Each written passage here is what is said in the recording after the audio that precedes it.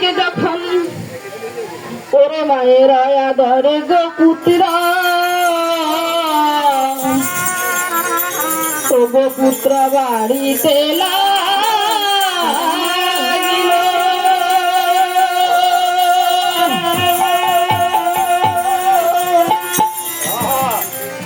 ওরে একদিন মুনি গো গোসাই ওরে সীতা দেবীর গৌসরে কোলের পুত্র ভূমিতে রেখে মাই মুনি ঠাকুরের ওরে চরণ ধরল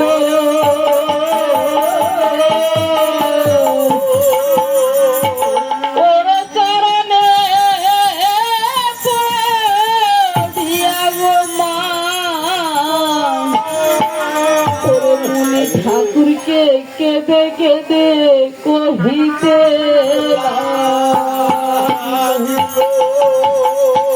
মুনি গো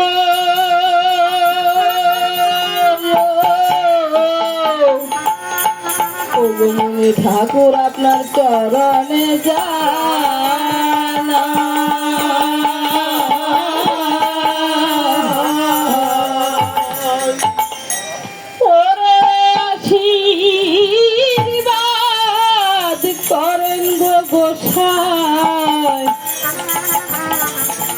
ওই দুটি পুত্র নিয়ে আমি যেন শ্রীরামচন্দ্রের যুগল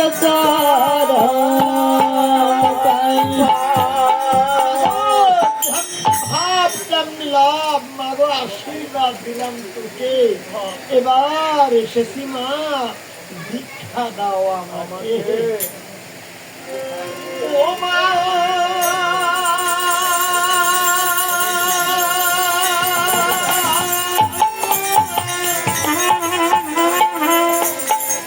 ওরে জানো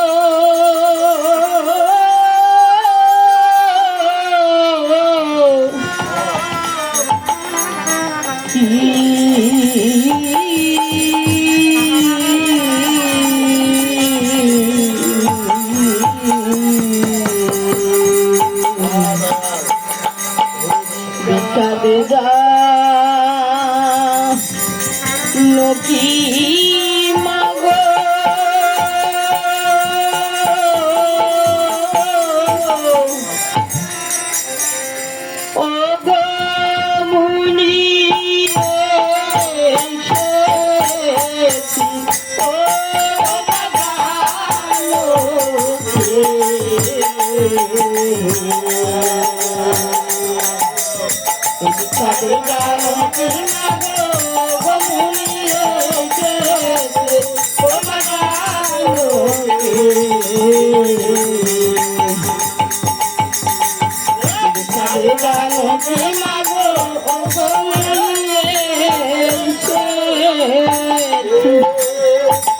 করে জানো কি বলে গো মুনি ও গো দীক্ষা দে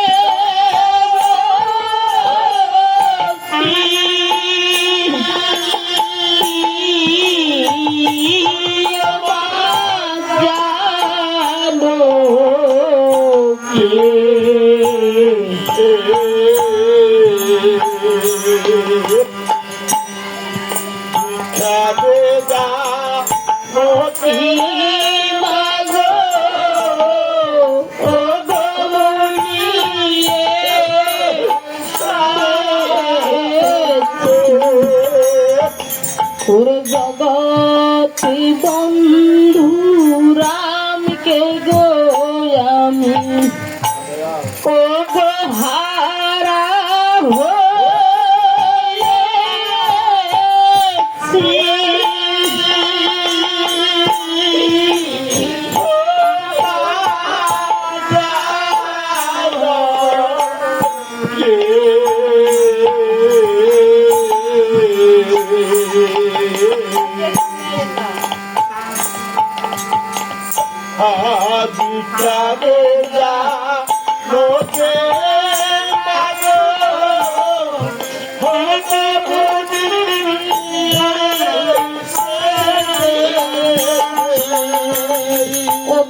জননী ঠাকুর, একদিন আমার সব কিছু ছিল,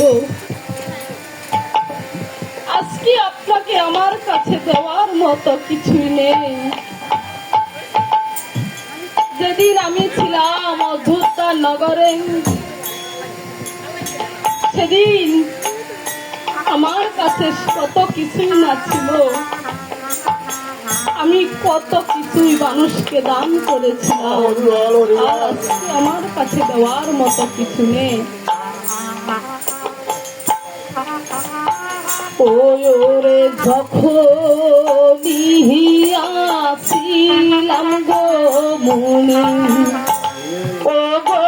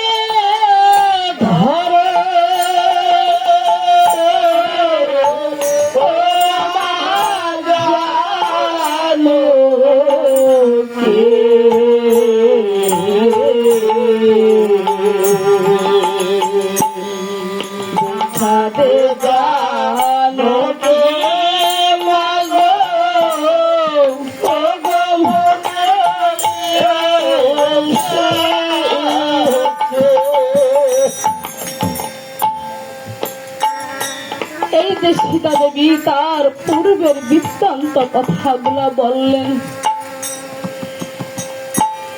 যে একদিন আমার সব ছিল, আজকে দেওয়ার মতো কিছু নেই। 6 দিনের দিন ব্রহ্মা, আমি যখন জন্ম হয়েছিলাম 6 দিনের দিন ব্রহ্মায় আমার কপালের লিখন লিখিতে গেলেন। ব্রহ্মার কলম ছিল ভগ্ন, দোয়াতে না ছিল কালি। ওরে ক্রোধ কইরে লিখিল গো ব্রহ্মা, ও গো এত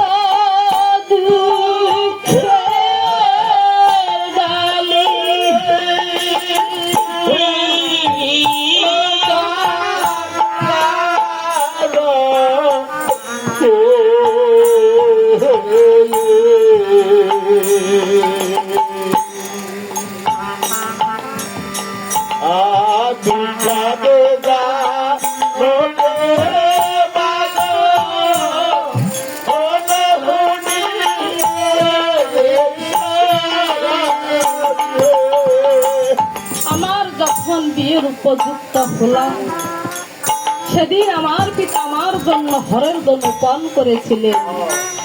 যে আমার এই হরের দনু ভাঙতে পারবে, আমি তার হাতে আমার এই সীতাকে অর্পণ করব।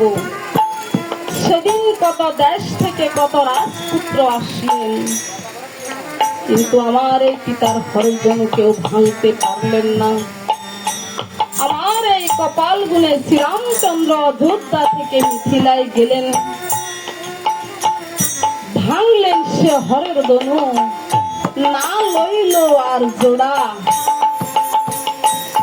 ওরে হে অবাকিনী গো সীতা, ও গো কহ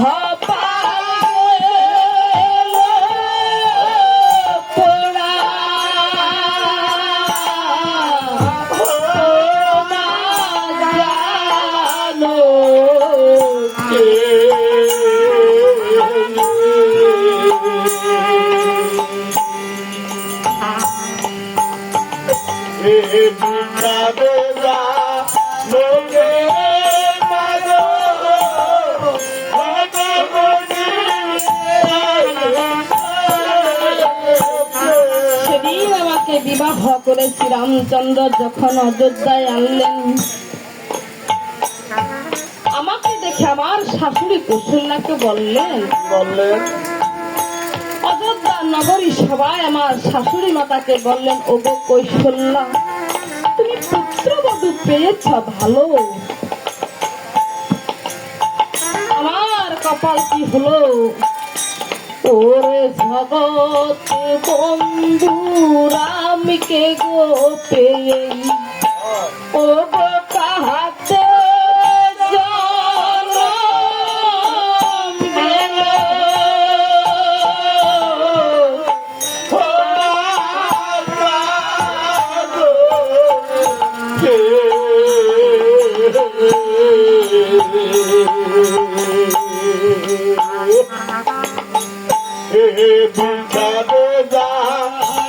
গেল,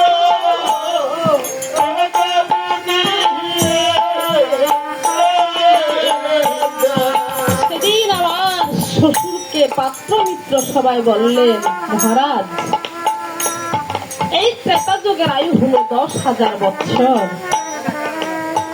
তার মধ্যে আপনি 9,000 বছর রাজত্ব করেছেন, কিন্তু এবার আপনি আপনার জ্যেষ্ঠ পুত্র শ্রীরামচন্দ্রকে আপনার রাজ্যভার তুলে দিন।